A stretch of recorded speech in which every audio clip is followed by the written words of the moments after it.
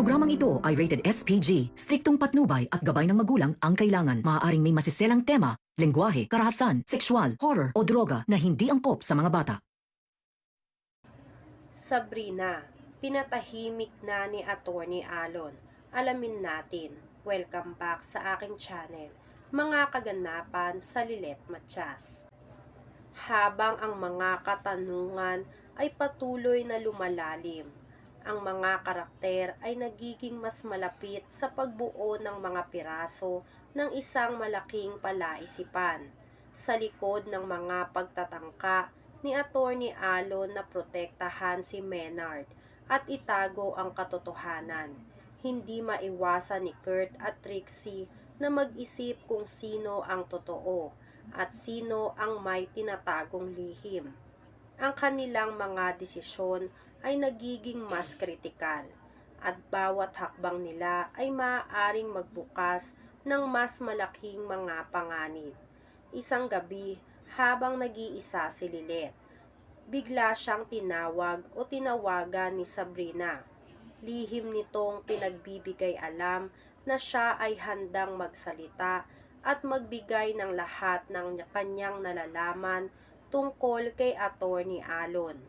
Tila ba ito na ang tamang pagkakataon para ilantad ang buong katotohanan. Ngunit may mga pag-aalinlangan pa rin si Lilet. Baka ba ito ay isang paraan lang upang manipulahin siya ng mas malupit. Laking gulat ni Lilet nang malaman na si Sabrina ay nagsimula ng magsalita tungkol sa mga kahina-hinalang galaw ni Attorney Alon, pati na ang mga pinansyal na transaksyon na hindi malinaw kung saan nagmula at paano ito ginagamit.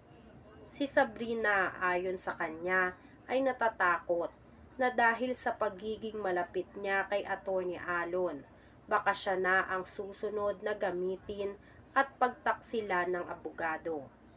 Sa huli, nagdesisyon si Lilet na pumunta at makipagkita kay Sabrina. May pag-aalinlangan, ngunit alam niyang hindi siya makakaalis ng ganito lamang ng walang kasiguraduhan sa mga nangyayari. Sa pagpunta niya kay Sabrina, hindi pa rin niya alam kung ang mga pinapahayag nito ay totoo o kung isang setup lang nagdadala sa kanya sa mas malalim na bitag. Samantalang si Trixie na hindi na matiis ang mga katanungan sa kanyang isipan, ay nagsimulang magbukas sa kanyang ina, si Patricia. Inamin niya ang kanyang mga nararamdaman at dito nagsimulang magbukas ang mga mata ni Patricia na baka maiba pang nangyayari na hindi pa nila nakikita. Sa kabila ng lahat ng ito, isang pangyayari ang hindi inaasahan ni Kurt.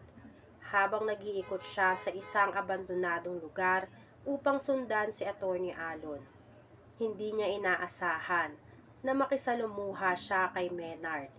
Nagkita silang dalawa. At dito na nagsimula ang isang pagpapaliwanag na magtutulak sa kanilang mga pananaw na magbago. Sinabi ni Menard kay Kurt ang lahat ng kanyang pinagdadaanan, kung paano siya pinilit ni Attorney Alon na maging kasangkapan sa mga maling gawain at kung paano siya tinatakot upang magtago ng mga lihim. Nagpatuloy si Menard sa pagpapahayag ng kanyang mga saloobin at dito na nagkaroon si Kurt ng mas malalim na pag-unawa sa tunay na layunin ni Attorney Alon. Habang ang mga lihim ay nagiging mas komplikado, napagtanto ng bawat isa sa kanila na hindi sapat ang mga simpleng pahayag at patibay lamang. Sa bawat hakbang na kanilang gagawin, may mga bagong tanong na dapat sagutin. At habang ang mga patibong ay nagsisimula ng magbukas, ang mga desisyon ng bawat isa ay magdudulot ng mas malalaking pagbabago sa kanilang buhay. Isang malupit na katotohanan ang nagbabadya at wala nang makakatakas sa mga ginawa nilang desisyon. Sa pagtatapos ng gabi, nagsanib puwersa si Lilet, Kurt at Trixie upang tuklasin pa ang mas malalim na detalye tungkol kay Attorney Alon. Ang mga galaw at pag-uugali ng abogado ay tila nagiging susi sa isang malaking plano na hindi nila kayang ipaliwanag. Sa bawat hakbang nila, ang mga lihim ay lalabas at ang mga tunay na mukha ng bawat isa ay magbubukas. Hindi pa nila alam, ngunit ang huling piraso ng puzzle ay malapit nang mailabas at ang kanilang buhay ay hindi na kailanman magiging pareho. Samantalang si Attorney Alon ay patuloy na nagtatangkang kontrolin ang lahat ng sitwasyon. Ang mga tauhan ay nagsisimulang magtulungan upang labanan siya at ilantad ang lahat ng kanyang mga kasinungalingan. Ngunit sa isang mundo kung saan lahat ay may lihim, tanong na lang kung sino ang matututo at sino ang madadapa sa huling laban na ito. Ang mga pangarap, ang mga paghihirap at ang mga pagtataksil ay magsasama-sama sa iisang nakakagimbal na wakas. Nagpatuloy ang matinding tensyon sa pagitan ng mga pangunahing tauhan sa gitna ng mga katanungan at lihim na nagsisiksikan sa mga isipan nila. Nagkakaroon ng mga malupit na desisyon at pagkakataon na magpabago ng buhay.